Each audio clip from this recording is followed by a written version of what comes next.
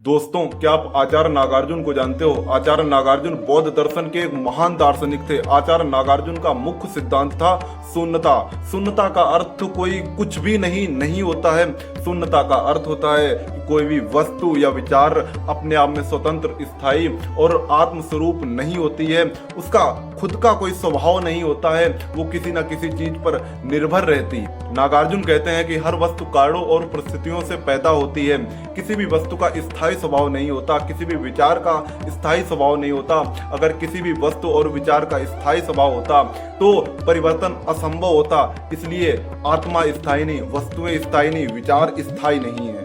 नागार्जुन ने द्विसत्य सिद्धांत दिया है। नागार्जुन ने सत्य को दो रूप में समझाया है, एक है व्यवहारिक सत्य, एक है परम सत्य। व्यवहारिक सत्य माने वो जो आप दैनिक जीवन में जिसका उपयोग करते हैं। दैनिक जीवन में आप अपने नाम, रूप और व्यक्ति और समाज और पहचान जो हमें समाज से मिली है, हमें किसी व्यक्ति से मिली है, वो सब इसी सत्य में आते हैं, व्यवहारिक सत्य में ही आते हैं। और दूसरा है परम सत्य।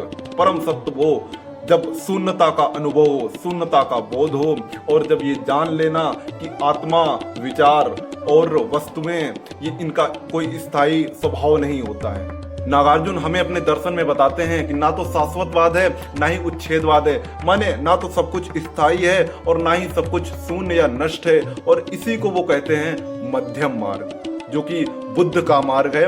नागार्जुन का सबसे क्रांतिकारी वचन है कि निर्वाण और संसार में वास्तविक अंतर नहीं है, अंतर केवल अज्ञान और बोध का है।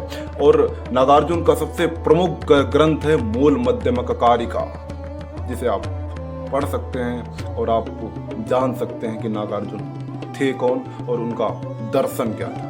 शायद हमारे देश का दुर्भाग्य रहा है कि हजारों लाखों लोग हुए हैं जिन्होंने आदि शंकराचार्य को पढ़ाया है, वेदों को पढ़ाया है, मनुस्मृति को पढ़ाया है, कृष्ण को पढ़ाया है, गीता को पढ़ाया है, यहाँ तक कि गौतम बुद्ध का भी नाम लिया है, पढ़ाया भले ही ना हो। लेकिन वो आचार्य नागार्जुन को नहीं जान पाए, ना ही उन्होंने, अगर कोई जाना भी तो ना ही उन्होंने लोगों को बताया।